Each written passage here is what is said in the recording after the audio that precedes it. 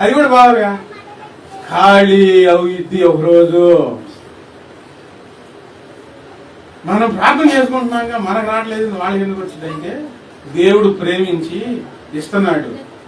దేవుడు మనల్ని ప్రేమించి ఆయన మహిమనిచ్చాడు, ఆయన వెలుగునిచ్చాడు, మనోనేత్రాలు వెలిగించాడు. ఆయన వెలుగులో ఉన్నాం. ఈ వెలుగు కంటే విలువైనది కాదు అది.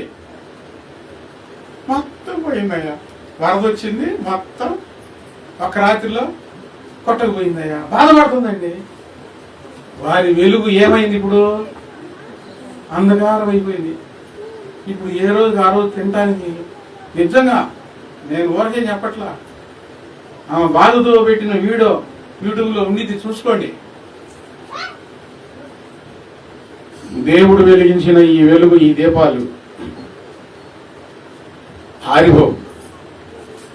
నా దీపము యేసయ్యా నీవు వెలిగించినావు, సుడిగాలిలోనైనా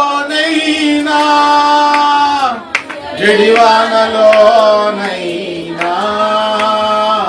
ఆరిపోదులే నీవు వెలిగించిన దీపము, నీవు వెలిగించిన దీపము, నీవు వెలిగించిన దీపము.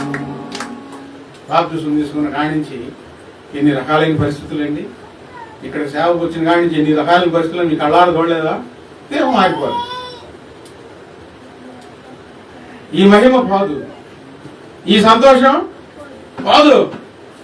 ఒక్కొక్కటి కుటుంబంలో ఎన్ని రకాలైన సంఘటనలు, ఎన్ని రకాలైన పరిస్థితులు, దేవుడిచ్చిన సంతోషం పోనే పోదు.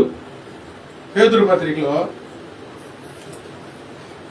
మొదటి పేతురు పత్రిక